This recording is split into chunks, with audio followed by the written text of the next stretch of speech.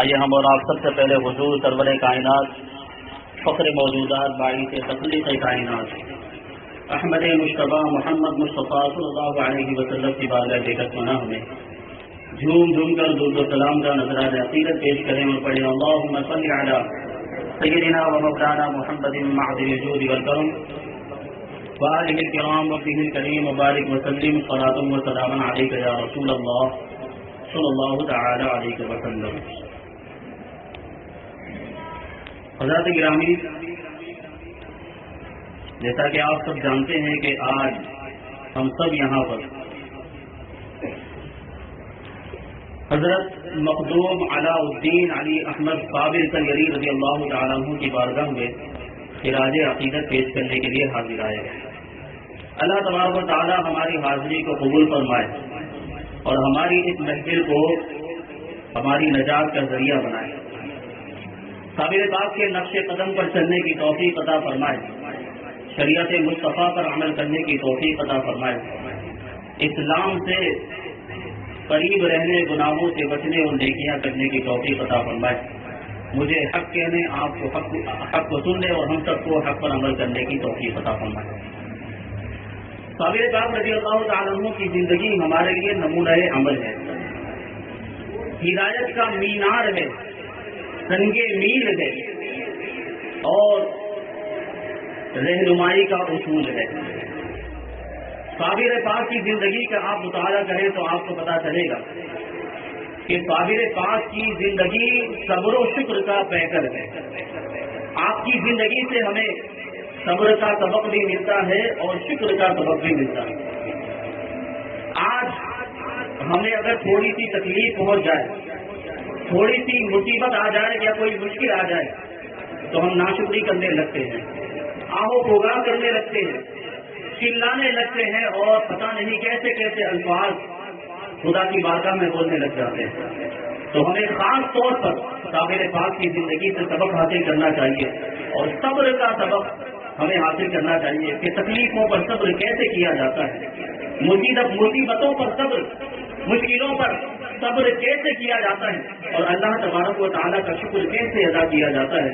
یہ صابر پاک کی زندگی سے ہمیں بنیادی سبق ملتا ہے۔ ہم صابر پاک کے ماننے والے ہیں، ہم مخدوم علاء الدین صابر کنگری رضی اللہ تعالیٰ عنہ کا دم بھرتے ہیں، ان سے محبت کے دعوے کرتے ہیں، تو ہمیں چاہیے کہ ہم ان کے نقش قدم پر چلیں اور اپنی زندگی کو صابر پاک کی زندگی کے سانچے میں ڈھالنے کی کوشش کریں کہ ہم محبت کرتے ہیں تو محبت کا حق بھی ادا ہونا چاہیے، اور محبت کا حق کب ادا ہوگا؟ جب ہم ان کے طریقے پر چلیں گے، جب ان کے اطوار پر چلیں گے، ان کی سنتوں پر چلیں گے اور ان کی زندگی کو اپناتے ہوئے اپنی زندگی کو سدھارنے کی کوشش کریں گے، تب محبت کا حق ادا ہوگا۔ اللہ تبارک و تعالیٰ نے صابر پاک کو بے شمار خوبیاں عطا فرمائی تھی اور بہت بڑے مرتبے پر فائز کیا تھا۔ صابر پاک رضی اللہ تعالیٰ عنہ کی زندگی کے تفصیلی حالات میں نے پچھلے سال بیان کیے تھے، اسی موقع پر تفصیلی حالات پچھلے سال بیان کیے، آپ نے سماعت کیے تھے۔ آج انشاءاللہ تبارک و تعالیٰ کچھ ضروری باتیں عرض کرنے کی کوشش کروں گا۔ صابر پاک رضی اللہ تعالیٰ عنہ کی جو زندگی ہے، ابتدائی زندگی، اور آپ کے خاندان کو آپ ملاحظہ کریں، صابر پاک رضی اللہ تعالیٰ عنہ کا جو سلسلہ نسب ہے یہ مولا کائنات تک پہنچتا ہے۔ صابر پاک رضی اللہ تعالیٰ عنہ غوث پاک کی اولاد میں آپ کا شمار ہوتا ہے۔ غوث پاک رضی اللہ تعالیٰ عنہ اور صابر پاک کے درمیان صرف 4 واسطے ہیں، اور مولا کائنات علی مرتضیٰ رضی اللہ تعالیٰ عنہ اور صابر پاک کے درمیان صرف 13 واسطے ہیں۔ سلسلہ نسب اس طریقے سے ہے، صابر پاک رضی اللہ تعالیٰ عنہ بیٹے ہیں حضرت سید شاہ عبد الرحیم رحمۃ اللہ تعالیٰ علیہ کے، وہ بیٹے ہیں حضرت سید عبد السلام رضی اللہ تعالیٰ عنہ کے، وہ بیٹے ہیں سید سیف الدین رضی اللہ تعالیٰ عنہ کے، وہ بیٹے ہیں حضرت سید عبد الغفار رضی اللہ تعالیٰ عنہ کے، اور وہ بیٹے ہیں سیدنا عبد القادر جیلانی غوث اعظم رضی اللہ تعالیٰ عنہ کے، اور وہ بیٹے ہیں सैयदना अबू मूसा सालेह जंगी दोस्त रजी अल्लाह तआला अन्हु के, और वो साहबजादे हैं हजरत सैयद अब्दुल्लाह हम्बली रजी अल्लाह तआला अन्हु के, वो बेटे हैं सैयद मोहम्मद यहया जाहिर रजी अल्लाह तआला अन्हु के, और वो बेटे हैं सैयद मोहम्मद दाऊद रजी अल्लाह तआला अन्हु के, वो बेटे हैं सैयद मूसा जोन रजी अल्लाह तआला अन्हु के, वो बेटे हैं सैयद अब्दुल्लाह रजी अल्लाह तआला अन्हु के, वो बेटे हैं सैयद हसन मुसन्ना रजी अल्लाह तआला अन्हु के, वो बेटे हैं सैयदना इमाम हसन मुज्तबा रजी अल्लाह तआला अन्हु के, और वो शहजादे हैं मौलाए कायनात अली मुर्तजा शेर खुदा रजी अल्लाह तआला अन्हु। इस तरीके से मेरे साबिर पाक रजी अल्लाह तआला अन्हु का सिलसिला नसब मौलाए कायनात अली मुर्तजा रजी अल्लाह तआला अन्हु तक पहुंचता है। ये शान है साबिर पाक के खानदान की कि आप गौसे पाक की औलाद में से हैं और आपका सिलसिला नसब गौसे पाक से होता हुआ मौलाए कायनात अली मुर्तजा रजी अल्लाह तआला अन्हु तक पहुंचता है। अज़ीज़ान मिल्लत इस्लामिया, साबिर पाक रजी अल्लाह तआला अन्हु को गौसे पाक रजी अल्लाह तआला अन्हु से एक खास निस्बत हासिल है। आप उनकी औलाद में से हैं, एक तो ये निस्बत है। फिर दूसरी बात ये कि गौसे पाक रजी अल्लाह तआला अन्हु ने भी अपनी खास तवज्जो साबिर पाक रजी अल्लाह तआला अन्हु पर फरमाई है। किस तरीके से, और ये ताल्लुक और निस्बत आप देखें, मुलाहजा करें कि कैसा ताल्लुक है और कैसी निस्बत है, कैसा रिश्ता है साबिर पाक रजी अल्लाह तआला अन्हु का गौसे पाक रजी अल्लाह तआला अन्हु से। इमाम जाफर सादिक रजी अल्लाह तआला अन्हु से एक रिवायत सीरत की किताबों के अंदर मिलती है। आप इरशाद फरमाते हैं कि 11 रजबुल मुरज्जब हिजरी 140 जुमा की रात थी। मैं दुरूद शरीफ का विर्द कर रहा, आधी रात से ज्यादा हो चुकी थी कि मुझ पर नींद का गलबा हो गया। मैं सो गया, अब आलम रूया के अंदर खास की दुनिया के अंदर पहुंच गया और वहाँ गैबी इंकिशाफात मुझ पर होने लगे। इसी कैफियत में और इसी आलम में मैं एक बाग के अंदर पहुंच गया जो बाग नूर से जगमगा रहा था। उस बाग के अंदर फरिश्ते अल्लाह तबारक व तआला की तस्बीह बयान कर रहे थे, अल्लाह की सना बयान कर रहे थे, और उसी बाग के अंदर अल्लाह तबारक व तआला के महबूब बंदों की रूहें भी मौजूद थी। इसी दरमियान हजरत अनस इब्न मालिक रजी अल्लाह तआला अन्हु जो सहाबी रसूल वो तशरीफ लाए। इमाम जाफर सादिक रजी अल्लाह तआला अन्हु कहते हैं कि हजरत अनस इब्न मालिक ने आने के बाद इरशाद फरमाया कि ए जाफर सादिक, रसूलुल्लाह सल्लल्लाहु अलैहि वसल्लम तुम्हारा इंतजार कर रहे हैं। जाफर सादिक रजी अल्लाह तआला अन्हु हजरत अनस इब्न मालिक रजी अल्लाह तआला अन्हु के साथ जाते हैं और हुजूर सल्लल्लाहु अलैहि वसल्लम की खिदमत में हाजिर हो जाते हैं। अब देखें, उसी मजलिस के अंदर हजरत इमाम जाफर सादिक रजी अल्लाह तआला अन्हु कहते हैं कि तमाम सहाबा किराम भी मौजूद, अल्लाह के नेक बंदे, मकबूल बंदे मौजूद। इसी दरमियान हुजूर अकरम सल्लल्लाहु अलैहि वसल्लम की खिदमत में 2 रूहें आती हैं और हाजिर होती है। हुजूर की खिदमत में 2 रूहें आकर हाजिर होती, उनमें से एक रूह को हुजूर सल्लल्लाहु अलैहि वसल्लम अपने दाएं जानू पर बैठा लेते हैं और दूसरी रूह को अपने बाएं जानू पर बैठा लेते हैं। और इमाम जाफर सादिक से इरशाद फरमाते हैं कि वो रूह जिसको मैंने अपने दाएं जानू पर बिठाया है ये सैयद अब्दुल कादिर जीलानी की रूह है, और वो रूह जिसको मैंने अपने बाएं जानू पर बिठाया है ये अली अहमद साबिर कल-अली की रूह है। और ये दोनों खास्ताने बारगाह इलाही है, अल्लाह तबारक व तआला के बारगाह के इंतहाई मुकर्रब बंदे हैं। इसमें आप अंदाजा लगाएं कि कैसा ताल्लुक है साबिर पाक का गौसे पाक से, और इन दोनों का कैसा मकाम व मर्तबा है अल्लाह के रसूल की बारगाह में। कहती से सुभान अल्लाह, खामोश मत बैठे, बात अगर अच्छी लगे तो सुभान अल्लाह कहना है। अल्लाह के रसूल सल्लल्लाहु अलैहि वसल्लम इरशाद फरमाते हैं कि लिकुल्लि तस्बीहिन लका सदका, कि हर तस्बीह एक मर्तबा अगर आप सुभान अल्लाह कहें तो 1 सदक़े का सवाब मिलता है। और दूसरी रिवायत में आया है कि 1 मर्तबा हम सुभान अल्लाह कहते हैं तो हमारे नाम का 1 दरख्त जन्नत में लगा दिया जाता है। क्या आप जन्नत में दरख्त नहीं लगवाना चाहते? क्या आप सदक़े का सवाब हासिल नहीं करना चाहते? तो सुभान अल्लाह कहना पड़ेगा आपको। बात यकीनन ये सारी बातें हैं साबिर पाक के ताल्लुक से, यकीनन अच्छी बातें हैं और हमारे ईमान को ताजगी बख्शने वाली बातें हैं, तो सुभान अल्लाह कहना पड़ेगा आपको। कैसी एक मतलब बुलंद आवाज से सुभान अल्लाह, सुभान अल्लाह। तो हजरत इमाम जाफर सादिक रजी अल्लाह तआला अन्हु कहते हैं कि हुजूर सल्लल्लाहु अलैहि वसल्लम ने इतना फरमाया और फिर तशरीफ ले गए और मेरी आंख खुल गई। तो ये शाम, इससे साबिर पाक रजी अल्लाह तआला अन्हु के मकाम व मर्तबे का हम अंदाजा लगा सकते हैं। हुजूर से पाक रजी अल्लाह तआला अन्हु इरशाद फरमाते हैं कि जब मेरी शादी हो गई تو شادی کے چند دن کے بعد میرے خواب میں خاتون جنت فاطمہ الزہرا رضی اللہ تعالی عنہا نے آ کر زیارت سے مشرف فرمایا اور مجھ سے ارشاد فرمایا کہ بیٹا عبد القادر، اللہ تبارک و تعالیٰ نے مجھے حسن و حسین رضی اللہ تعالی عنہما کے بدلے ایک تجھے اور دوسرا علی احمد صابر کو عطا فرمایا۔ اب اس سے آپ اندازہ لگائیں کہ غوث پاک رضی اللہ تعالیٰ عنہ سے کیسا تعلق ہے صابر پاک کا۔ اب ایک اور واقعہ بہت ہی پیارا واقعہ ہے، آپ کا ایمان تازہ ہو جائے گا۔ ہم یہ اولیاء کرام کی زندگی کا تذکرہ کیوں کرتے ہیں؟ تاکہ ہمیں ایمان کی مضبوطی حاصل ہو، ہمارے ایمان کے اندر تازگی پیدا ہو، اور ہمیں جو ہے کہ زیادہ سے زیادہ گناہوں سے بچنے کی توفیق ملے، نیکیاں کرنے کی توفیق ملے۔ اس لیے ہم اولیاء کرام کا تذکرہ کرتے ہیں اور ان کی زندگی کے حالات بیان کرتے ہیں۔ حضرت سید شاہ منور علی الہ آبادی رضی اللہ تعالیٰ عنہ، اللہ کے بڑے نیک بندے گزرے ہیں۔ 700 سال سے زیادہ ان کی عمر ہوئی۔ کتنی ہوئی؟ 700 سال سے زیادہ ان کی عمر ہوئی۔ ان کا مزار پاک الہ آباد میں موجود، جس کو جانے کی توفیق ملے ضرور ان کے مزار پاک پر حاضر۔ بڑے مقام و مرتبے کے بزرگ اور اللہ کے نیک بندے گزرے ہیں۔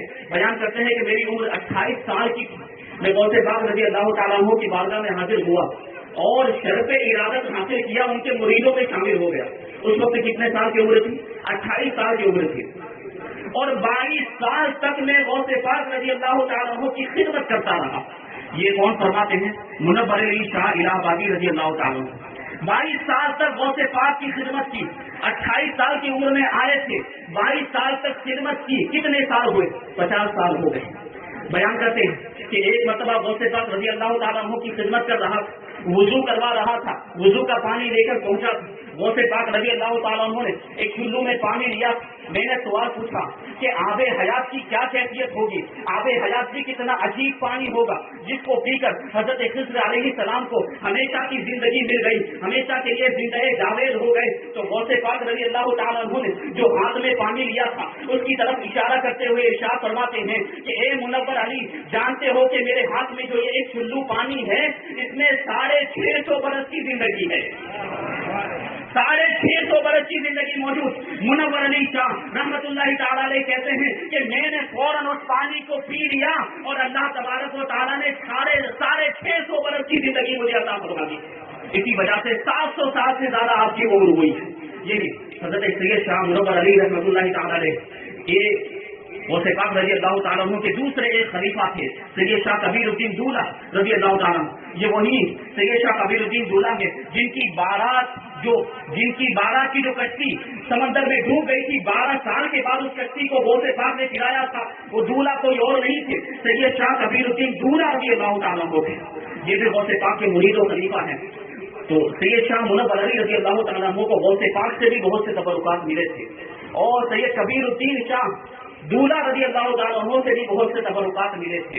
غوث پاک رضی اللہ تعالیٰ عنہ کا 571 ہجری میں انتقال ہو گیا۔ اس کے 16 سال کے بعد سید کبیر الدین شاہ دولہ رضی اللہ تعالیٰ عنہ کا بھی انتقال ہو گیا، لیکن سید کبیر الدین شاہ دولہ رضی اللہ تعالیٰ عنہ نے انتقال سے پہلے منور علی شاہ رضی اللہ تعالیٰ عنہ کو یہ وصیت کی تھی کہ یہ جو کچھ بھی تبرکات تمہیں غوث پاک کی بارگاہ سے ملے ہیں اور میری بارگاہ سے تمہیں حاصل ہوئے ہیں، یہ سارے تبرکات علی احمد صابر کی جب ولایت کا عروج ہوگا تو اسے دے دینا۔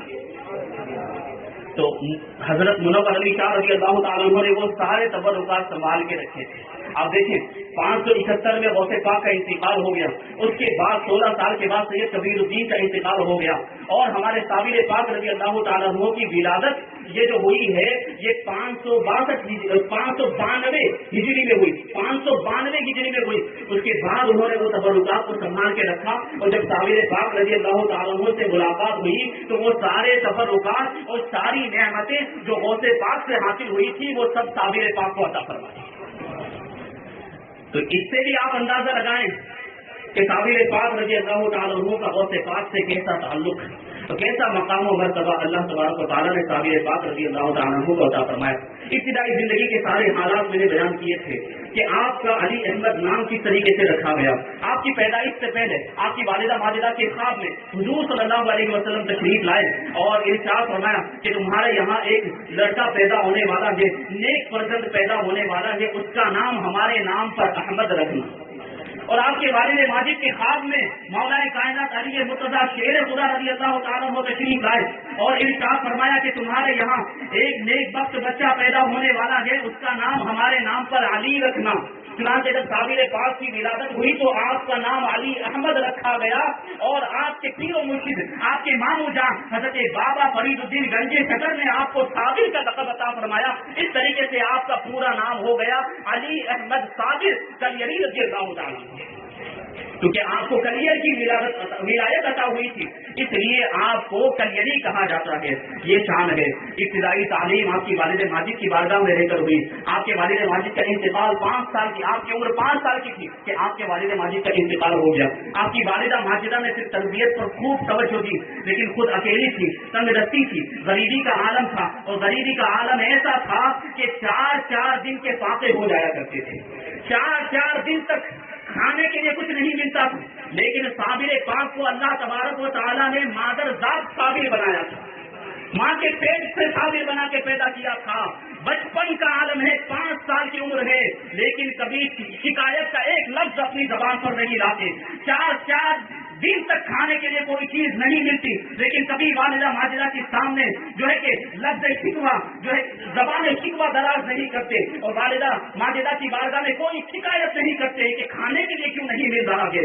یہ شان کی صابر پاک تھی کہ بچپن سے صبر کا یہ عالم تھا، لیکن والدہ ماجدہ کو آپ کی فکر ہونے لگی کہ ان کی تعلیم و تربیت کا کیسے انتظام ہوگا۔ والد ماجد کی انتقال کے بعد صابر پاک رضی اللہ تعالیٰ عنہ کی کیفیت متغیر ہو گئی، ہمیشہ خاموش رہا کرتے تھے، کسی سے بات چیت نہیں کرتے تھے اور عبادت میں مشغول رہا کرتے۔ بچپن کا عالم ہے، 5 سال کی عمر ہے۔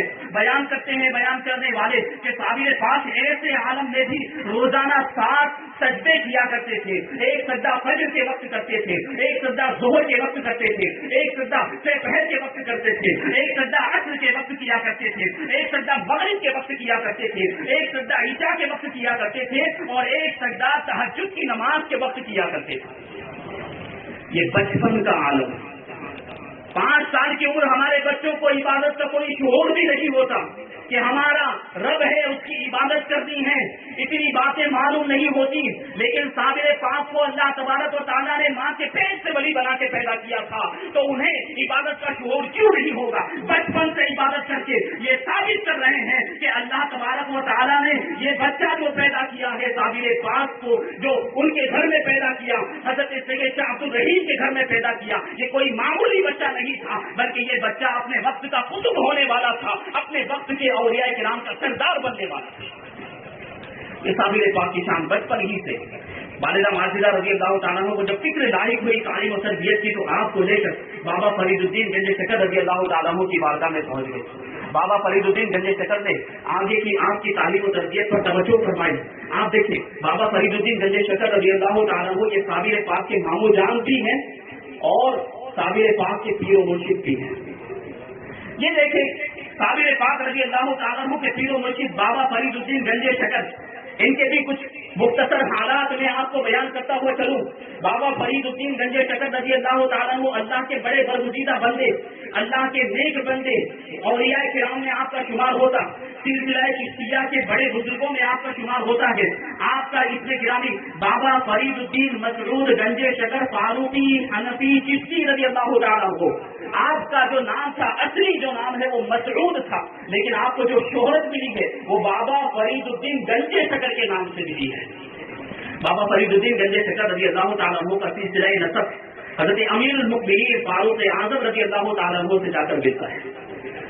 بابا فرید الدین گنج شکر رضی اللہ تعالیٰ عنہ حضرت امیر المؤمنین فاروق اعظم رضی اللہ تعالیٰ عنہ کے خاندان سے تعلق رکھتے ہیں، اور چونکہ صابر پاک رضی اللہ تعالیٰ عنہ کی والدہ جمیلہ خاتون رضی اللہ تعالیٰ عنہ یہ حضرت بابا فرید الدین گنج شکر کی سگی بہن تھی، اس لیے آپ کا بھی خاندانی تعلق امیر المؤمنین حضرت عمر فاروق اعظم رضی اللہ تعالیٰ عنہ۔ غور کریں، بابا فرید الدین گنج شکر رضی اللہ تعالیٰ عنہ سادات گھرانے سے تعلق نہیں رکھتے، بلکہ فاروق اعظم رضی اللہ تعالیٰ عنہ کے خاندان سے آپ کا تعلق ہے، اور آپ پیر ہیں کس کے؟ صابر پاک کے پیر ہیں، جو حسنی سید ہیں، आपका सिलसिला वालिद माजिद की तरफ से इमाम हसन से होता हुआ मौलाए कायनात तक पहुंचता है। और आपने पीर किसको बनाया? बाबा फरीदुद्दीन गंजे चकर को बनाया, जो सादात घराने से ताल्लुक नहीं रखते थे। इससे एक बात पता चली कि पीर के लिए सैयद होना जरूरी नहीं, जो हमारे यहाँ पर मशहूर है बात कि पीर के लिए सैयद होना जरूरी नहीं, ये बात गलत मशहूर है। बेहतर है पीर सैयद हो तो बहुत अच्छी बात है, लेकिन अगर कोई गैर सैयद पीर है तो वो भी अगर जामे शराइत है, पीर बनने के सारे शराइत उसके अंदर पाए जाते हैं, तो उसे पीर बनाया जा सकता है। क्योंकि साबिर पास के पीर बाबा फरीदुद्दीन गंजे चकर सादात घराने से ताल्लुक नहीं रखते थे, बल्कि वो फारूकी थे, हजरत फारूक आजम के खानदान से ताल्लुक रखते थे। ये शान है साबिर पास रज़ी अल्लाह तआला अन्हु के पीर मुर्शिद बाबा फरीदुद्दीन गंजे चकर। आपका असली नाम मसरूद था। आपके आबा व अजदाद ये मुल्तान से ताल्लुक रखते थे, काबुल से ताल्लुक रखते थे। आपका जो खानदान था ये काबुल के बादशाह फर्रुख शाह से ताल्लुक रखता था। काबुल का बादशाह फर्रुख शाह जिसका नाम था। जब तातारियों का जोर हुआ, तातारियों ने पूरी दुनिया इस्लाम पर गलबा हासिल करने के लिए खून की नदियां बहा दी और उन्होंने इस्लामी ममालिक पर हमला करके उनको तख्तो ताराज कर दिया। तो इसी सिलसिले में उन्होंने काबुल पर भी हमला किया। हजरत बाबा फरीदुद्दीन गंजे चकर रज़ी अल्लाह तआला अन्हु के जद्दे अमजद तातारियों के साथ जंग करते हुए शहीद हो गए। तो हजरत बाबा फरीदुद्दीन गंजे चकर रज़ी अल्लाह तआला अन्हु के दादा हजरत शेख शुएब रज़ी अल्लाह तआला अन्हु, काबुल पूरा वीरान हो चुका था, तातारियों ने तबाह हो बर्बाद कर दिया।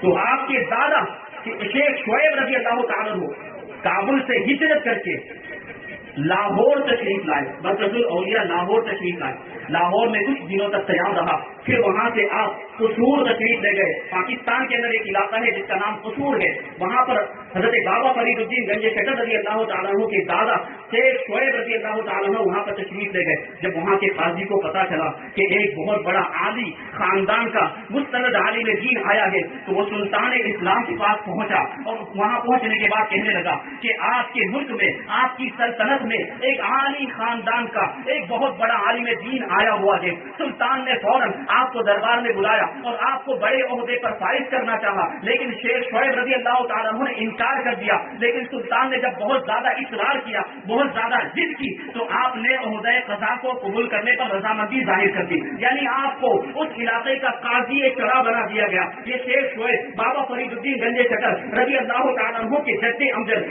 आपके दादा है और आपके वालिद माजिद हजरत सैयद हजरत शेख जमालुद्दीन सुलेमान रज़ी अल्लाह तआला अन्हु, ये भी बहुत मुस्तनद आलिम दीन थे, इल्मी घराने से ताल्लुक रखते थे। आपका निकाह मौलाना वजीहुद्दीन खुजंजी अब्बासी रज़ी अल्लाह तआला अन्हु की शहजादी सैयद जो है कि हजरत कुलसुम खातून रज़ी अल्लाह तआला अन्हा से हुआ था। और आप देखिए बाबा फरीदुद्दीन गंजे चकर रज़ी अल्लाह तआला अन्हु की उम्र इंतहाई कम थी कि आपके वालिद माजिद का इंतकाल हो गया। आपकी वालिदा माजिदा हजरत कुलसुम खातून रज़ी अल्लाह तआला अन्हा इंतहाई आबिदा ज़ाहिदा, अल्लाह की नेक बंदी और विलायत के आला मर्तबे पर फाइज थी। अल्लाह तबारक व तआला ने विलायत का दर्जा आपकी वालिदा माजिदा को अता फरमाया। आगे की तरबियत बाबा फरीदुद्दीन गंजे चकर रज़ी अल्लाह तआला अन्हु की आपकी वालिदा माजिदा ने ही फरमाई। कैसी अल्लाह की नेक बंदी, कैसी आबिदा ज़ाहिदा है, मुलाहजा करें। एक मर्तबा तहज्जुद की नमाज अदा कर रही थी, तहज्जुद की नमाज में मशगूल थी कि एक चोर, एक काफिर चोर आपके घर में घुस आया। लेकिन जैसे ही घर में घुसा उसकी आंखों की रोशनी चली गई, वो अंधा हो गया। अब वो जो है कि पुकार, अंधेरा था, कमरे के अंदर अंधेरा था, पुकार कर कहने लगा कि अगर इस घर के अंदर कोई मर्द है तो वो मेरा बाप और भाई है, और अगर इस घर के अंदर कोई औरत है तो वो मेरी माँ और बहन है। बहरहाल कोई भी हो, मुझे अंदाजा हो गया है कि उसकी बुजुर्गी ने मुझे अंधा कर दिया है, उसकी विलायत की वजह से मेरी आंखों की रोशनी चली गई है। लिहाजा मैं उससे इल्तिजा करता हूँ कि वो अल्लाह की बारगाह में दुआ करे कि मेरी आंखों की रोशनी वापस आ जाए। जब ये बात हजरत बाबा फरीदुद्दीन गंजे चकर रज़ी अल्लाह तआला अन्हु की वालिदा माजिदा ने सुनी तो फौरन अल्लाह की बारगाह में हाथ उठाए और उसकी बीनाई की वापसी के लिए दुआ की। जैसे ही आपकी वालिदा माजिदा ने दुआ की, उसकी रोशनी फौरन वापस आ गई।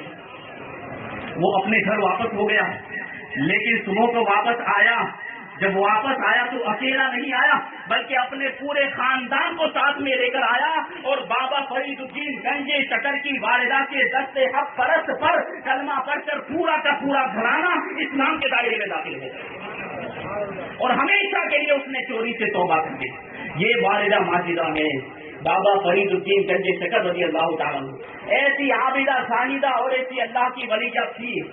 جب مائیں ایسی ہوتی ہیں، جب مائیں ایسی متقی پرہیزگار ہوتی ہیں، جب مائیں ولایت کے درجے پر فائز ہوتی ہیں، جب مائیں نیک اور پارسا ہوتی ہیں، جب مائیں گناہوں سے بچنے والی ہوتی ہیں، جب مائیں نیکیاں کرنے والی ہوتی ہیں تو پھر اولاد بابا فرید الدین گنجے شکر جیسی پیدا ہوتی ہے، تو پھر اولاد نظام الدین اولیاء جیسی پیدا ہوتی ہے، تو پھر اولاد خواجہ قطب الدین بختیار کاکی جیسی پیدا ہوتی ہے.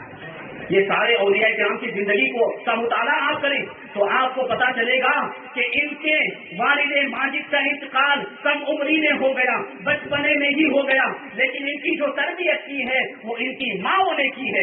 چاہے وہ خواجہ قطب الدین بختیار کاکی ہوں یا بابا فرید الدین گنجے شکر ہوں یا خواجہ نظام الدین اولیاء محبوب الہی رضی اللہ تعالیٰ ہوں، ان سب کے جو والد ماجد تھے ان کا انتقال بچپن میں ہی ہو گیا. آگے کی تربیت ان کی ماؤں نے کی ہے اور یہ مقام و مرتبہ ان کو ملا ہے ان کی ماں کی تربیت کے صدقے میں ملا ہے اور ان کی ماں کے پرہیزگاری اور تقویٰ کے صدقے میں ملا ہے. تو یہ شان ہے حضرت بابا فرید الدین گنجے شکر رضی اللہ تعالیٰ عنہ کی والدہ ماجدہ. اب دیکھیں آپ بابا فرید الدین گنجے شکر کا مقام و مرتبہ کیسا. ایک مرتبہ اسرار الصالحین کے اندر یہ واقعہ لکھا ہوا ہے کہ ایک مرتبہ ملتان کے اندر 29 شعبان کو آسمان ابر آلود ہونے کی وجہ سے چاند نظر نہیں آیا. لوگ بابا فرید الدین گنجے شکر کی بارگاہ کے والد ماجد کی بارگاہ قاضی جمال الدین سلیمان کی بارگاہ میں پہنچے اور آ کر کہنے لگے کہ آسمان ابر آلود ہے، اس کی وجہ سے چاند نظر نہیں آیا، آپ اگر ہمیں حکم فرمائے تو کل ہم روزہ رکھیں. تو آپ کے والد ماجد قاضی جمال الدین سلیمان رضی اللہ تعالیٰ نے ارشاد فرمایا کہ کل یوم الشک ہے اور یوم الشک کا روزہ رکھنا یہ مکروہ ہے. اب لوگ وہاں سے ایک ابدال کے پاس گئے جو اسی قصبے کے اندر رہتے تھے اور ان سے جا کر سارا ماجرا عرض کیا کہ آج چاند نظر نہیں آیا تو کل روزہ رکھنا چاہیے کہ نہیں رکھنا چاہیے. بادل ہونے کی وجہ سے چاند نظر نہیں آیا تو کل روزہ رکھنا چاہیے کہ نہیں چاہیے. تو وہ ابدال جو اللہ کے ولی تھے، اللہ کے نیک بندے تھے، ارشاد فرماتے ہیں کہ آج رات کو قاضی سلیمان کے یہاں ایک نیک وقت لڑکا پیدا ہونے والا ہے جو اپنے وقت کا قطب ہوگا اور جب وہ پیدا ہو جائے اور آئندہ کل اگر وہ دودھ نہ پیے تو روزہ رکھ لینا ورنہ نہیں رکھنا. اور بالکل ایسا ہی ہوا. اس رات کو قاضی سلیمان کے یہاں ایک نیک وقت لڑکا پیدا ہوا. اس نے دوسرے دن اپنی ماں کا دودھ نہیں پیا. یہ دیکھ کر سارے لوگوں نے، سارے شہر کے لوگوں نے روزہ رکھ لیا. اور یہ شان کس کی ہے؟ یہ بچہ کوئی اور نہیں تھا بلکہ یہ بچہ بابا فرید الدین گنجے شکر رضی اللہ تعالیٰ عنہ. یہ بچپن کی شان ہے بابا فرید الدین گنجے شکر رضی اللہ تعالیٰ عنہ کی. اللہ تبارک و تعالیٰ نے ایسے مقام و مرتبے عطا کیے تھے. یہ صابر پاک کے پیر و مرشد ہیں حضرت بابا فرید الدین گنجے شکر. آپ کی ابتدائی تعلیم خاندان کا علمی ماحول تھا. خاندان کی روایات کے مطابق آپ کی تعلیم و تربیت ہوئی. عربی، فارسی اور دینیات کی ابتدائی تعلیم والد ماجد سے حاصل کی. ملتان کے جو ہے کہ وہیں پر آپ نے اپنے علاقے میں رہ کر حاصل کی. پھر اعلیٰ تعلیم کے لیے آپ مدینۃ الاولیاء ملتان تشریف لے گئے. وہاں پر مولانا منہاج الدین ترمذی رضی اللہ تعالیٰ عنہ کے مدرسے میں داخلہ لیا اور انتہائی توجہ کے ساتھ، انتہائی انہمام کے ساتھ، بڑے شوق و ذوق کے ساتھ آپ نے تعلیم حاصل کی اور 12 سال کی عمر کے اندر آپ نے پورا قرآن مجید حفظ کر لیا. اور مولانا منہاج الدین ترمذی کے مدرسے میں رہ کر 18 سال کی عمر تک اس وقت جتنے علوم رائج تھے، چاہے وہ فقہ کا علم ہو، چاہے وہ حدیث کا علم ہو، چاہے وہ تفسیر کا علم ہو، چاہے وہ قرآن کا علم ہو، چاہے وہ عقائد کا علم ہو، چاہے وہ کلام کا علم ہو، چاہے وہ معانی کا علم ہو، سارے علوم جو اس وقت رائج تھے بابا فرید الدین گنجے شکر رضی اللہ تعالیٰ عنہ نے مولانا منہاج الدین ترمذی کے مدرسے میں رہ کر وہ سارے علوم کی تکمیل کر دی. بڑی توجہ کے ساتھ آپ علم حاصل کرتے تھے اور آپ کا یہ معمول تھا کہ روزانہ ایک مرتبہ قرآن شریف ختم کیا کرتے تھے. یہ ہے بابا فرید. آپ کی توجہ، آپ کا انہمام اور آپ کا ذوق اور شوق دن بدن بڑھتا جاتا تھا، روحانی کیفیت بھی بڑھتی جاتی تھی۔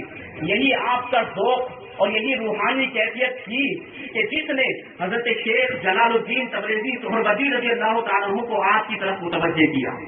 جب آپ کو حضرت شیخ جلال الدین سہروردی رضی اللہ تعالیٰ عنہ، اللہ کے بڑے نیک بندے، اللہ کے ولی، انہوں نے جب دیکھا تو آپ بابا فرید الدین کو آپ اپنے قریب بلایا۔ قریب بلانے کے بعد ایک انار تحفے کے طور پہ عطا فرمایا۔ بابا فرید الدین کو شیخ جلال الدین نے ایک انار عطا فرمایا، لیکن بابا فرید الدین گنج شکر رضی اللہ تعالیٰ وہ روزے سے تھے، اس لیے آپ نے وہ انار نہیں کھایا۔ وہاں پر جو دوسرے درویش موجود تھے وہ سب مل کر اس انار کو کھا گئے اور اس کا چھلکا پھینک دیا۔ جب شام کو بابا فرید الدین نے افطار کیا، روزہ کھولا، ان چھلکوں کو دیکھا، جو انار کے چھلکے تھے ان چھلکوں کے اندر انار کا ایک دانہ رہ گیا تھا، اس دانے کو لے کر بابا فرید الدین نے کھا لیا۔ ارشاد فرماتے ہیں کہ جیسے ہی انار کا دانہ کھانا تھا میرے دل کی کیفیت تبدیل ہو گئی اور روحانی تجلیات سے میرا دل اور میرا وجود روشن ہو گیا۔ پھر کہتے ہیں کہ میں نے یہ پورا واقعہ، اس انار کا جو پورا ماجرا اپنے پورے مرشد خواجہ قطب الدین بختیار کاکی رضی اللہ تعالیٰ عنہ کے سامنے بیان کیا کہ ایسا ایسا ہوا تھا، انار انہوں نے دیا تھا، درویش کھا گئے تھے، لیکن چھلکے میں ایک دانہ رہ گیا تھا، اس دانے کو میں نے کھا لیا۔ تو خواجہ قطب الدین بختیار کاکی ارشاد فرماتے ہیں کہ اے فرید الدین، ساری برکتیں اور سارا روحانی فیض اسی ایک دانے کے اندر تھا جو دانہ تمہیں ملا۔ یہ ہے بابا فرید الدین گنج شکر رضی اللہ تعالیٰ عنہ کی زندگی۔ آپ کو گنج شکر کہا جاتا ہے۔ گنج شکر کا مطلب کیا ہوتا ہے؟ شکر کا خزانہ۔ شکر کا خزانہ گنج شکر آپ کو کیوں کہا جاتا ہے؟ آپ کو بچپن ہی سے شکر بہت پسند تھی۔ آپ کی والدہ ماجدہ رضی اللہ تعالیٰ عنہ نے جب آپ کو پہلی مرتبہ نماز کی تلقین فرمائی تو ارشاد فرمایا کہ بیٹا نماز پڑھا کرو، کہ جو اللہ کی عبادت کرتا ہے اللہ تبارک و تعالیٰ اس کو خوب انعامات سے نوازتا ہے، اللہ تبارک و تعالیٰ اس سے راضی ہو جاتا ہے، جو وہ مانگتا ہے اللہ تبارک و تعالیٰ اسے عطا فرما دیتا ہے۔ تم بھی نماز پڑھو گے تو تمہیں روزانہ شکر ملا کرے گی، تمہیں شکر مل جایا کرے گی۔ اب بابا فرید الدین گنج شکر رضی اللہ تعالیٰ عنہ نے پابندی کے ساتھ نماز پڑھنا شروع کر دیا۔ روزانہ آپ کی والدہ ماجدہ آپ کے مصلے کے نیچے شکر کی پڑیاں رکھ دیا کرتے۔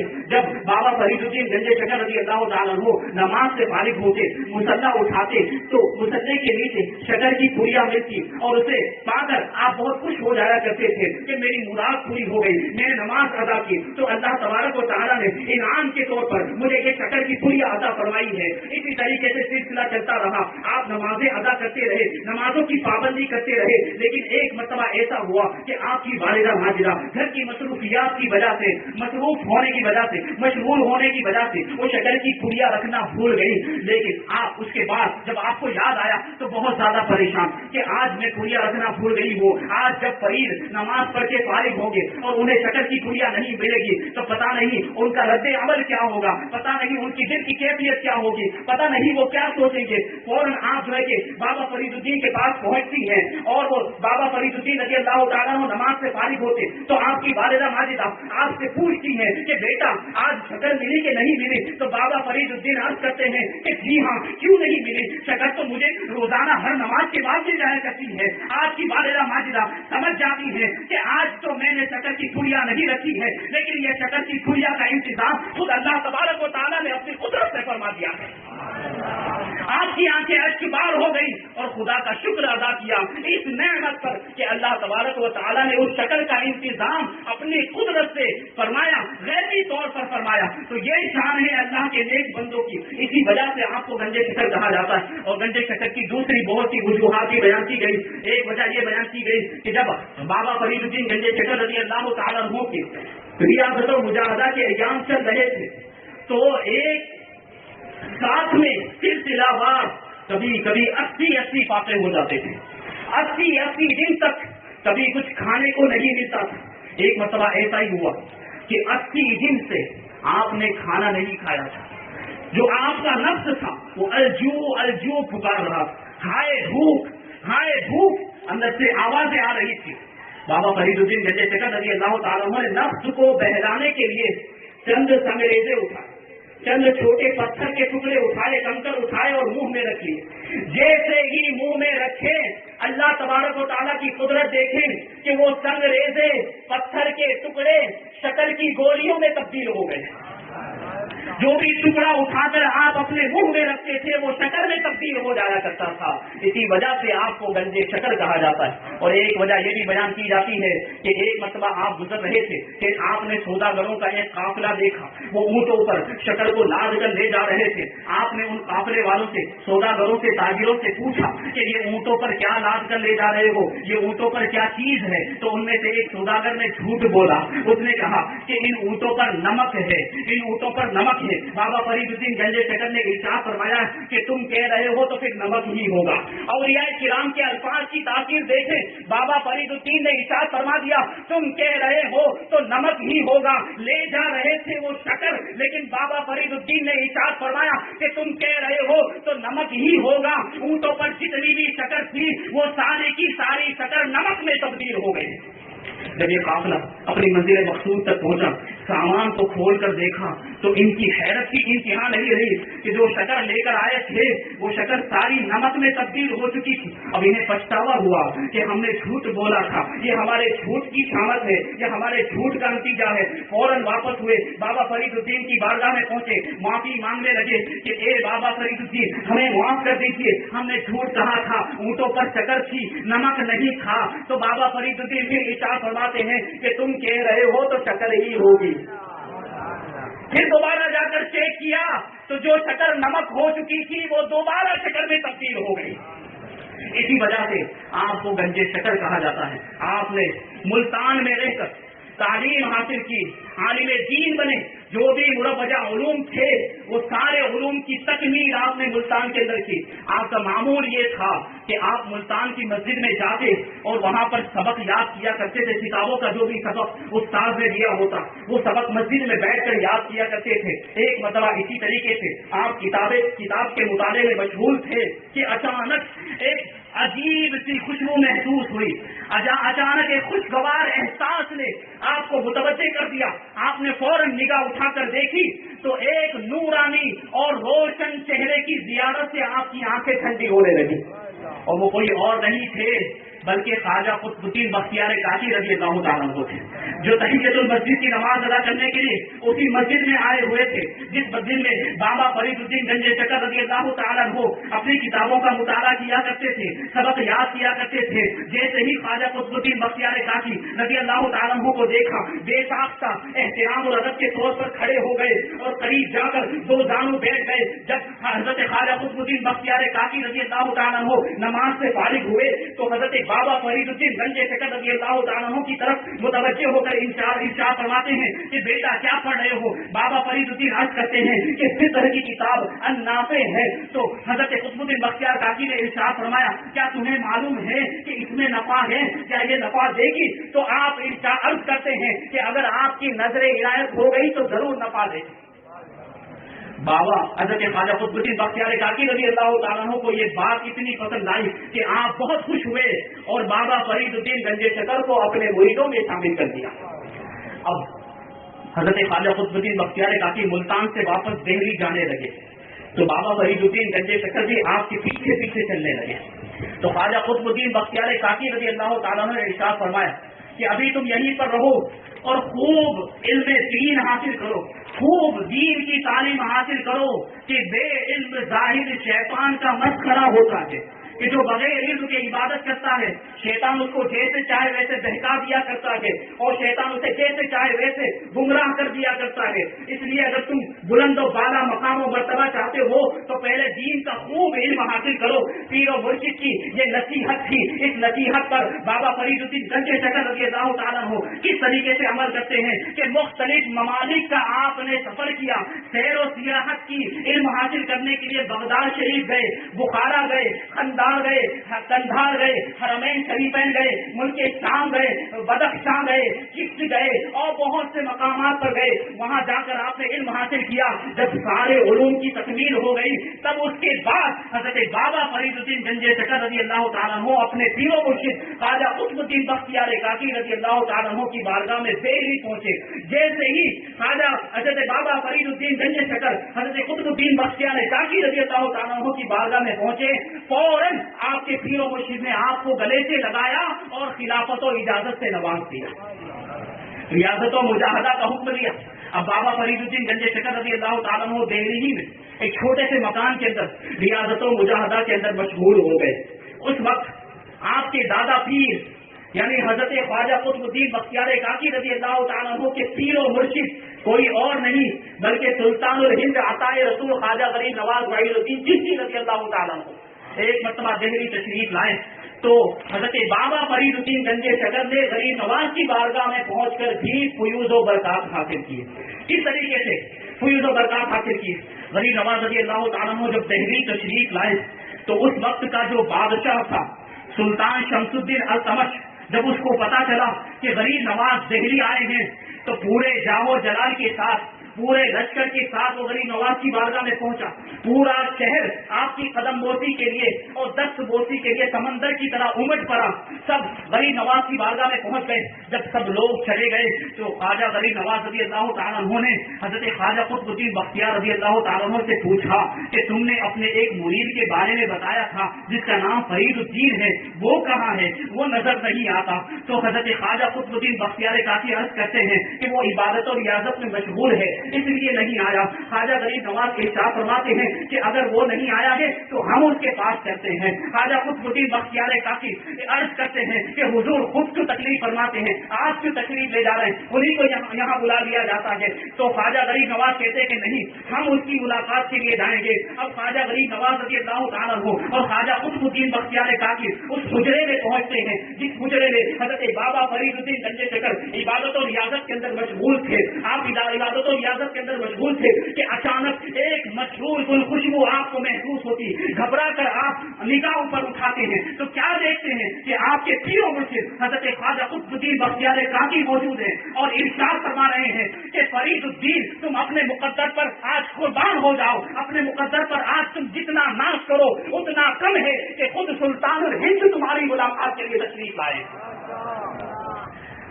اب جیسے ہی بابا فرید الدین گنج شکر رضی اللہ تعالیٰ عنہ نے غریب نواز کو دیکھا فوراً احترام میں اٹھنے کی کوشش کی، لیکن عبادت و ریاضت کی وجہ سے ہونے والی کمزوری کی بنیاد پر آپ لڑکھڑا کر پھر گر گئے۔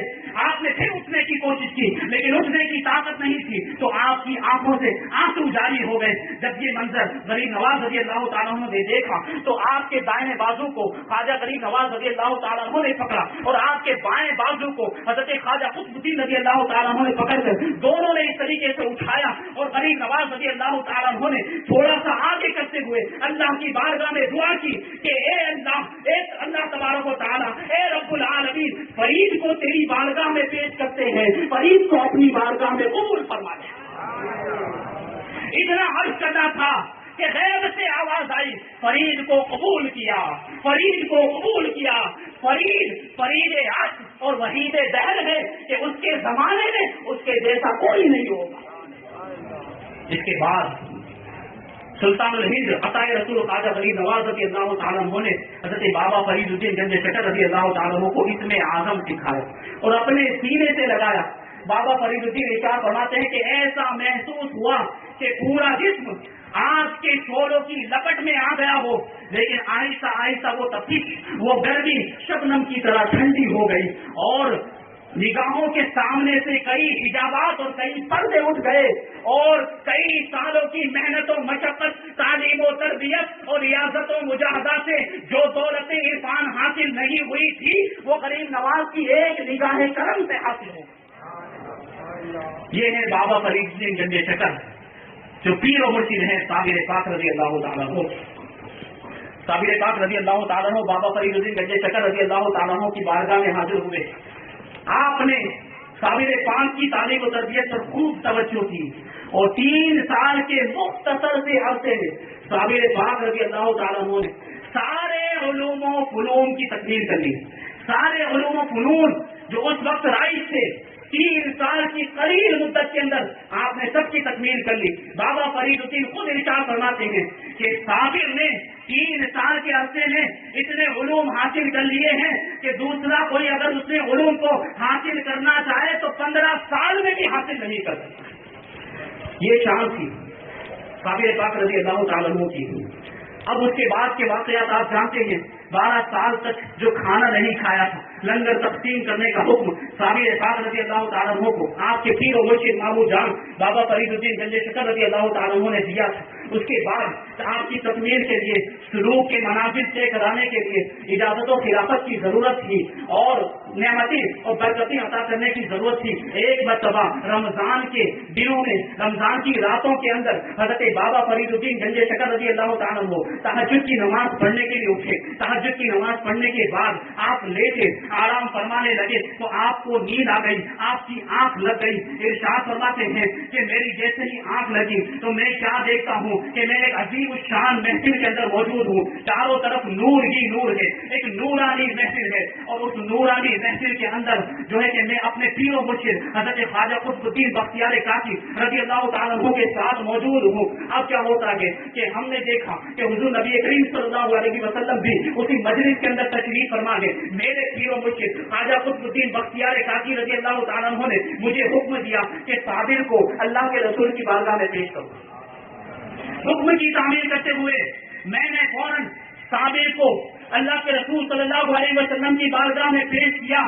جب صابر پاک رضی اللہ تعالیٰ عنہ حضور کی بارگاہ میں حاضر ہوئے تو اللہ کے رسول صلی اللہ علیہ وسلم نے صابر پاک کی پشت مبارک پر دائیں کندھے کی جانب پر بوسہ دیا اور ارشاد فرمایا ھذا ولی اللہ، یہ اللہ کا ولی ہے۔ حضور کے اس عمل کو دیکھ کر وہاں پر جتنے بھی بزرگان دین موجود تھے، سلسلہ چشتیہ کے سارے بزرگ موجود تھے، فرشتے موجود تھے، سب لوگوں نے حضور کی اس سنت پر عمل کرتے ہوئے اسی مقام پر بوسہ دیا جہاں پر حضور صلی اللہ علیہ وسلم نے بوسہ دیا تھا، اور سب نے یہی جملہ کہا ھذا ولی اللہ، یہ اللہ کا ولی ہے، یہ اللہ کا ولی ہے۔ اب چاروں طرف سے مبارکبادی کا سلسلہ شروع ہو گیا، سب مبارکبادیاں دینے لگے۔ بابا فرید فرماتے ہیں کہ انہیں مبارکبادیوں کے شور میں میری آنکھ کھل گئی۔ اب دوسرے دن بابا فرید الدین گنج شکر رضی اللہ تعالیٰ عنہ نے اپنی خانقاہ کے اندر ایک عظیم الشان محفل کا انعقاد کیا جس میں بڑے بڑے اولیاء کرام، بڑے بڑے علماء کرام موجود تھے۔ حضرت ابو الحسن شاذلی، حضرت شیخ حمید الدین ناگوری رضی اللہ تعالیٰ عنہ، شاہ منور علی الہ آبادی رضی اللہ تعالیٰ عنہ، حضرت بہاؤدین زکریا ملتانی رضی اللہ تعالیٰ عنہ، حضرت شیخ ابو القاسم بغدادی رضی اللہ تعالیٰ عنہ، اور بڑے بڑے اولیاء کرام اس محفل کے اندر موجود تھے۔ بابا فرید الدین گنج شکر رضی اللہ تعالیٰ عنہ تشریف لائے اور رات کا پورا واقعہ بیان کیا۔ جیسے ہی ان سارے لوگوں نے اس واقعے کو سنا، سب کھڑے ہو گئے، اور کھڑے ہونے کے بعد سب کے سب صابر پاک کی مہر ولایت پر بوسہ دینے لگے، اور سب کی زبان پر ایک ہی کلمہ جاری تھا ھذا ولی اللہ، ھذا ولی اللہ، یہ اللہ کا ولی ہے، یہ اللہ کا ولی ہے۔ اس کے بعد بابا فرید الدین گنج شکر رضی اللہ تعالیٰ عنہ نے صابر پاک کو اپنی خلافت عطا فرمائی، اپنا خلقہ مبارک عطا فرمایا، اور اپنی مبارک ٹوپی امامہ شریف اپنے ہاتھوں سے صابر پاک رضی اللہ تعالیٰ عنہ کے سر پہ رکھا، اور اس طریقے سے صابر پاک رضی اللہ تعالیٰ عنہ کی دستار بندی فرمائی، اور ساری نعمتیں اس طور پر بابا فرید الدین گنج شکر رضی اللہ تعالیٰ عنہ نے صابر پاک کو عطا فرمانے کے بعد کلیئر کی ولایت لکھ کر اور سارے موجودین وہ سارے حاضرین کو سنا کر صابر پاک رضی اللہ تعالیٰ عنہ کو عطا فرمائی۔ اس کے بعد صابر پاک کلیئر پہنچتے، اور کلیئر کے جو سارے واقعات ہیں وہ بیان ہو چکے ہیں۔ آج انشاءاللہ تبارک و تعالیٰ صابر پاک رضی اللہ تعالیٰ عنہ کی کچھ کرامتیں بیان کرنے کی سعادت حاصل کروں گا۔ دیکھیے، آپ آج کے دور میں ولی کو اس کی کرامت کے پیمانے پر ناپنے کی کوشش کی جاتی ہے، ولی کو اس کے کرامت کے آئینے میں دیکھتے ہیں لوگ، حالانکہ ولی ہو تو کرامت ہونا ضروری نہیں۔ ولی کی سب سے بڑی کرامت اس کا تقویٰ اور اس کی پرہیزگاری ہوا کرتی ہے۔ اللہ تبارک و تعالیٰ خود ارشاد فرماتا ہے ان اکرمکم عند اللہ اتقاکم، کہ اللہ کے نزدیک تم میں سب سے زیادہ عزت والا وہ ہے جو تم میں سب سے زیادہ متقی و پرہیزگار ہے۔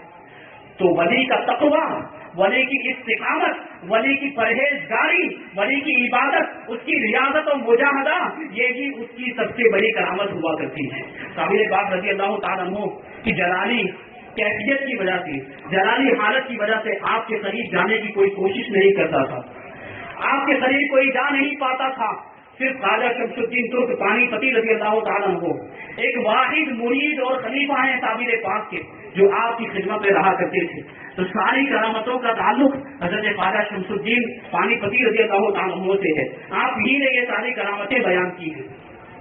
حضرت خواجہ شمس الدین پانی پتی رضی اللہ تعالیٰ عنہ صابر پاک کی خدمت کیا کرتے تھے اور آپ کے وضو کا انتظام کیا کرتے تھے، نماز کے وقت کی ضروریات کا انتظام کیا کرتے تھے، لیکن کبھی کبھی حکم کی بجاوری میں تاخیر ہو جاتی، حکم پر عمل کرنے میں تاخیر ہو جاتی تو صابر پاک رضی اللہ تعالیٰ عنہ جلال میں ارشاد فرماتے، شمس الدین تمہیں کیا ہو گیا؟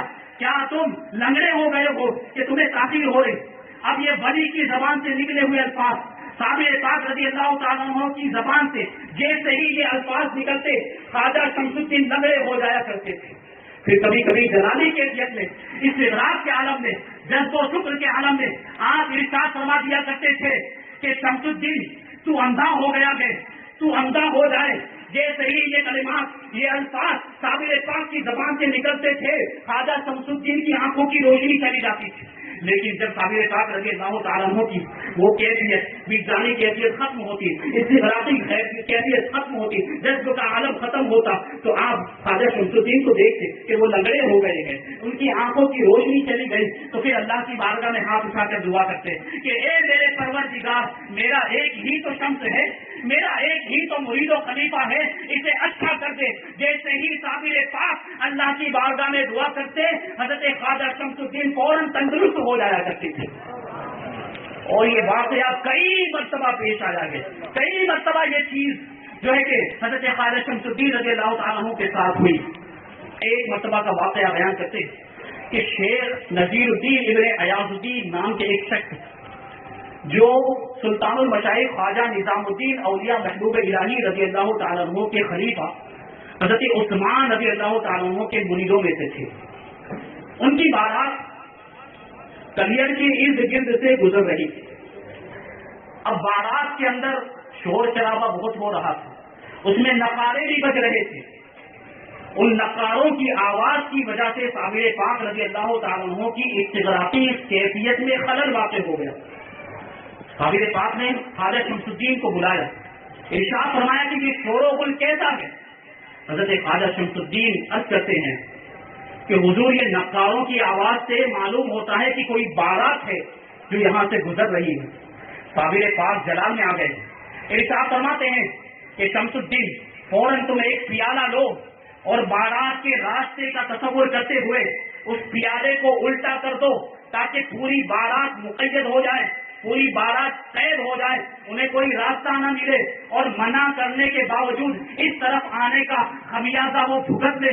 صابر پاک رضی اللہ تعالیٰ عنہ کا حکم تھا، پیر و مرشد کا حکم تھا، پیر و مرشد کے حکم پر عمل کرتے ہوئے حضرت خواجہ شمس الدین رضی اللہ تعالیٰ عنہ نے ایک پیالہ لیا اور اس پیالے کو الٹا کر دیا۔ پیالے کو الٹا کرنا تھا کہ بارات کے چاروں طرف بلند و بالا پہاڑ نمودار ہو گئے، راستے چاروں طرف سے بند ہو گئے، اور پہاڑوں کے درمیان پوری بارات مقید ہو کر رہ گئی۔ وہ لوگ راستہ ڈھونڈتے تھے لیکن انہیں راستہ نہیں ملتا تھا، 4 دن تک انہیں پہاڑیوں کے درمیان وہ قید ہو کر رہ گئے۔ ادھر دوسری طرف لڑکی والے بارات کو ڈھونڈ کر تھک گئے، لیکن بارات کا کہیں نام و نشان نظر نہیں آ رہا تھا۔ بالآخر تھک ہار کر ان لوگوں نے، لڑکی والوں نے، سلطان المشائخ حضرت خواجہ نظام الدین اولیاء محبوب الہی رضی اللہ تعالیٰ عنہ کی بارگاہ میں دہلی میں ایک آدمی کو بھیجا، ایک شخص کو بھیجا۔ اس نے جا کر پورا واقعہ بیان کیا کہ بارات نکلی لیکن بارات ابھی تک پہنچی نہیں ہے، وہ کہیں گم ہو گئی، کہیں غائب ہو گئی ہے، اور پورا واقعہ عرض کیا تو حضرت سلطان المشائخ ارشاد فرماتے ہیں کہ کہیں تم میں سے کسی نے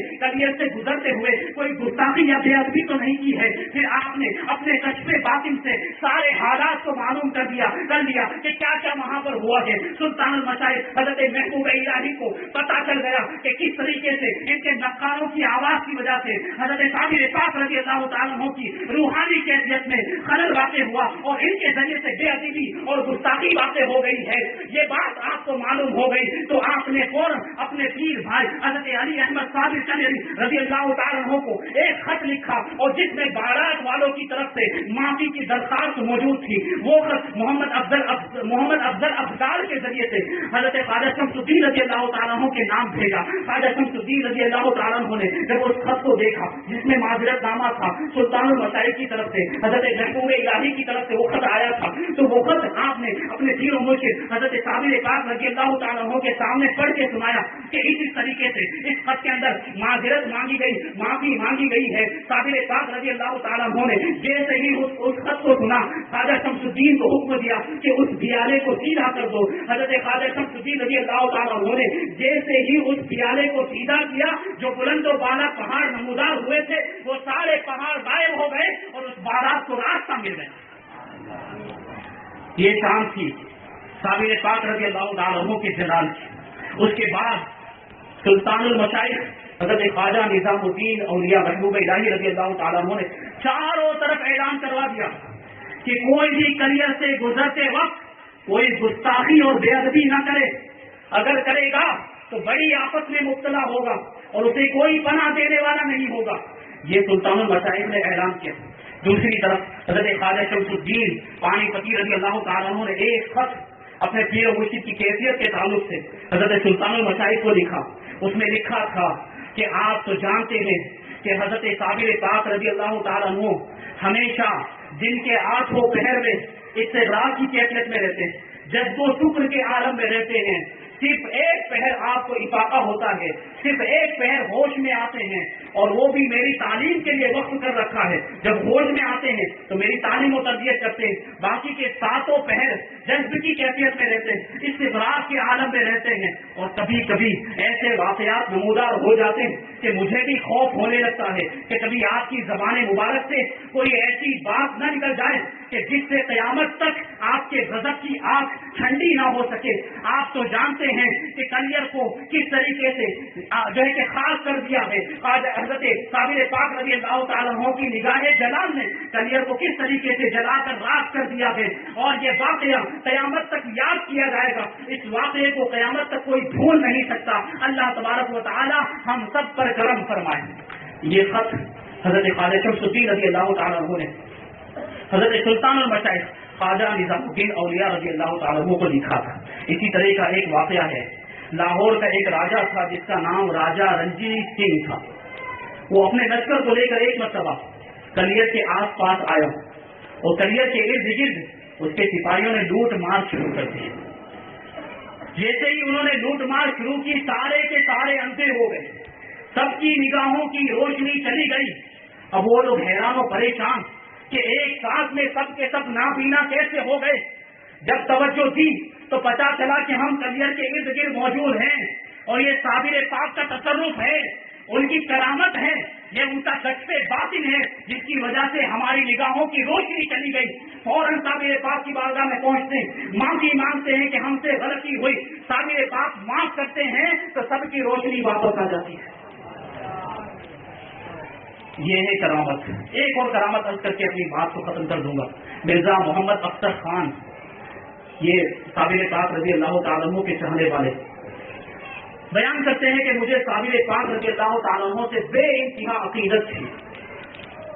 میں صابر پاک رضی اللہ تعالیٰ عنہ کی زیارت سے مشرف ہونا چاہتا تھا، لیکن میں نے اپنے دل میں یہ پختہ ارادہ بنا لیا تھا کہ جب تک صابر پاک مجھے اپنے در پر خود نہیں بلائیں گے، اپنی زیارت کا شرف نہیں عطا کریں گے، میں ان کے مزار پر حاضر نہیں ہوں گا۔ یہ انہوں نے ارادہ کیا۔ بیان کرتے ہیں کہ ایک رات میں اپنے حجرے میں تہجد کی نماز ادا کر رہا تھا۔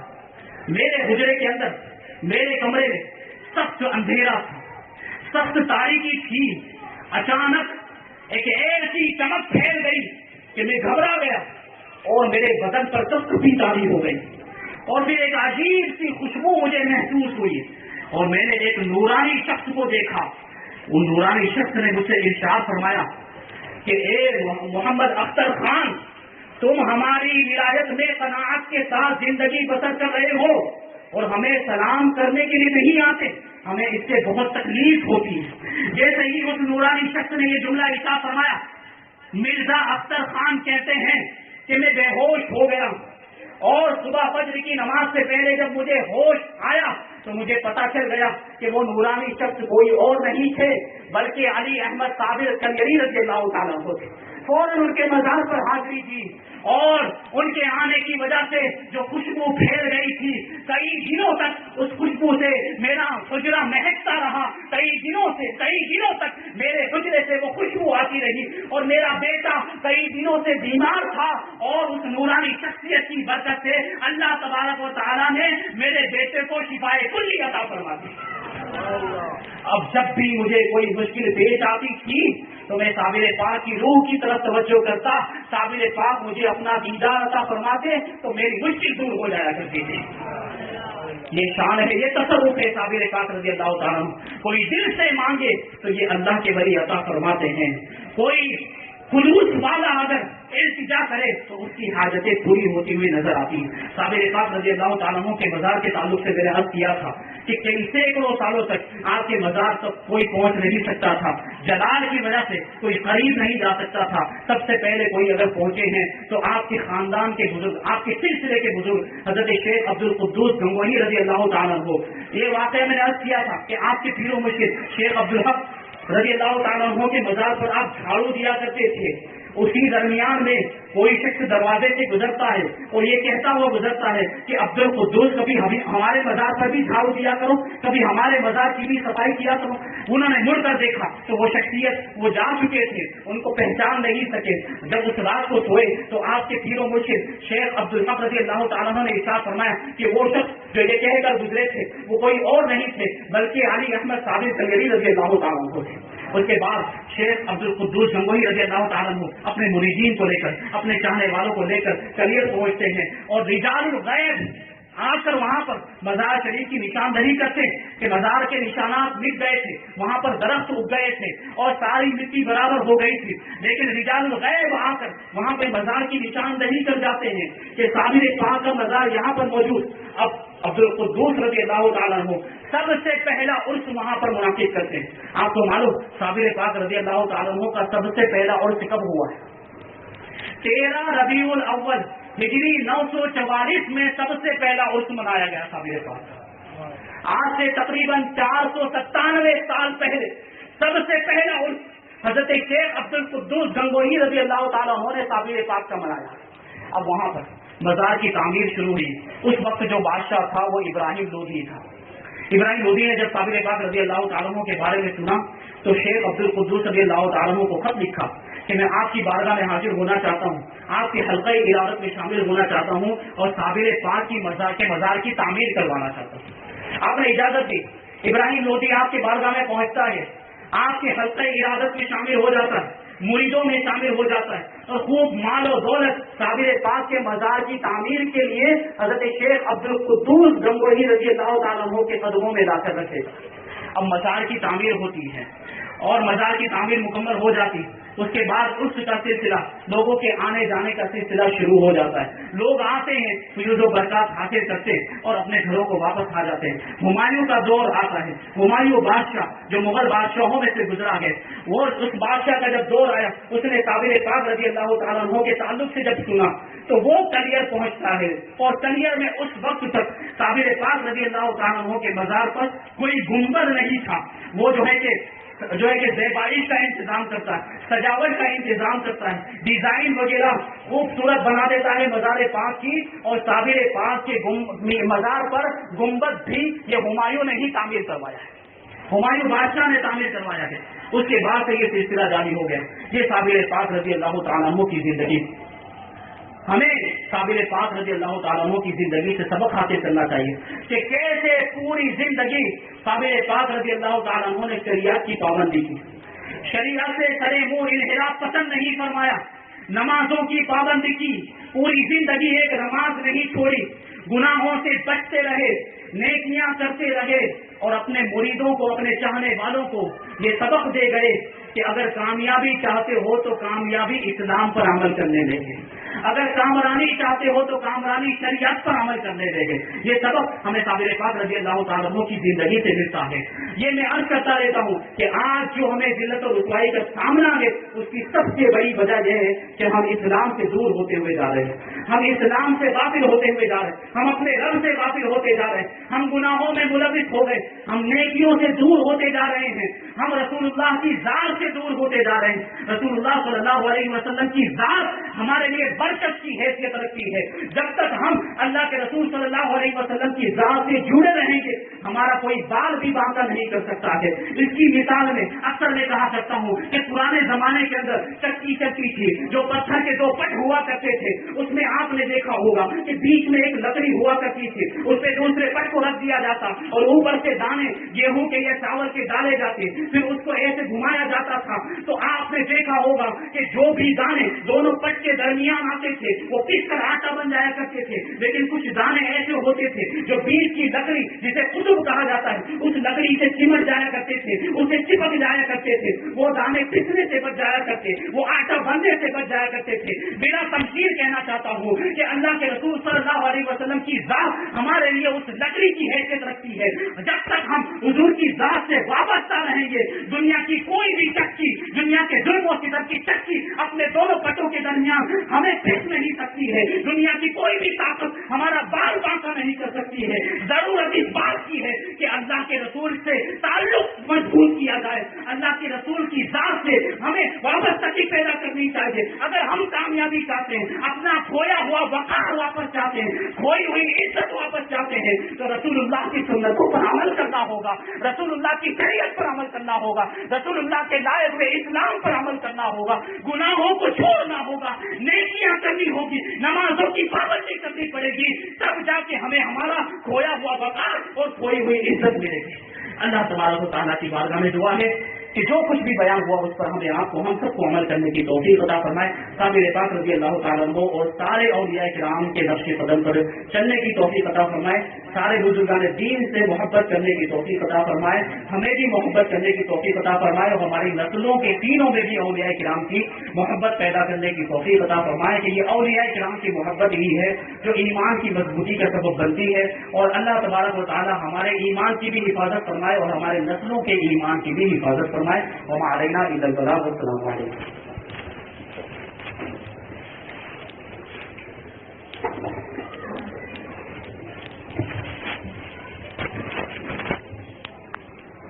الصلاة والسلام